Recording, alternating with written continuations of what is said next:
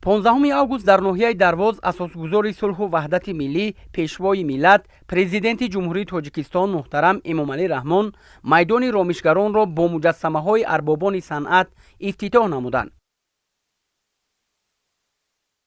ба хотири гиромидошти хотираи неки шахсони бароманди соҳаи фарҳанг ва санъати тоҷик дар даромадгоҳи асосии ноҳияи Дарвоз бо ташаббуси пешвои миллат муҳтарам Эмомалӣ Раҳмон, пайкараҳои ҳунарманди халқии Тоҷикистон, арбоби санъати тоҷик Акашариф Ҷураев, ромишгари классикии тоҷику форс Борбади Марвазӣ ва ҳунарманди халқии Тоҷикистон Абдулло Назрӣ қомат афрохтааст.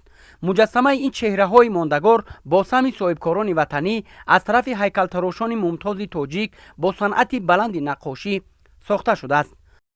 мо аҳли ҳунар, аҳли санъат имрӯз бисёр шоду хурсанд ҳастем аз ғамхориву аз дӯстдориву аз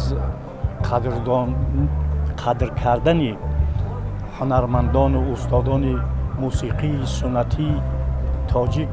пешвои миллат Эмомалӣ Раҳмон як шахсияте аст ки худаш фарҳангӣ аст. худаш дар интихоби ҳар як ҳунарманд бисёр саъю кӯшиш мекунад ва мо миннатдоргии худамона ба ҷаноби олӣ иброз медорем. бояд гуфт ки дар ноҳияи Дарвоз даҳҳо нафар нобиғаҳо, шахсиятҳои барҷастаи илму фарҳанг ба камол расида дар рушду пешрафти Тоҷикистон нақши босазо гузоштанд. Акашариф Ҷураев ва Абдулло Назрӣ аз зумраи шахсиятҳое мебошанд ки мактаби касбии онҳоро имрӯз фарзандону пайравонашон идома медиҳанд. Акашариф Ҷураев давомдиҳандаи анъанаҳои санъати мусиқии халқи тоҷик буда, суруду таронаҳои эҷод кардааш мондагору вирди забонҳост. Борбади Марвазӣ аз ҷумлаи маъруфтарин чеҳраи ҳунари безаволи тоҷик аст ки ӯро шоҳи ромишгарон унвон доданд.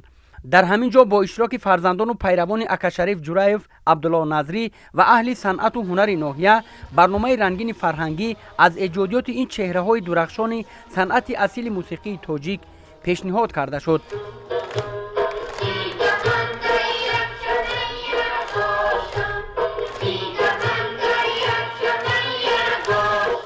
қомадафрохтани пайкараи чеҳраҳои тобноки санъату фарҳанги тоҷик дар заминаи сиёсати фарҳангдӯстонаи президенти ҷумҳурии Тоҷикистон муҳтарам Эмомалӣ Раҳмон амалӣ гардида барои гиромидошти шахсияти онҳо мусоидат мекунад.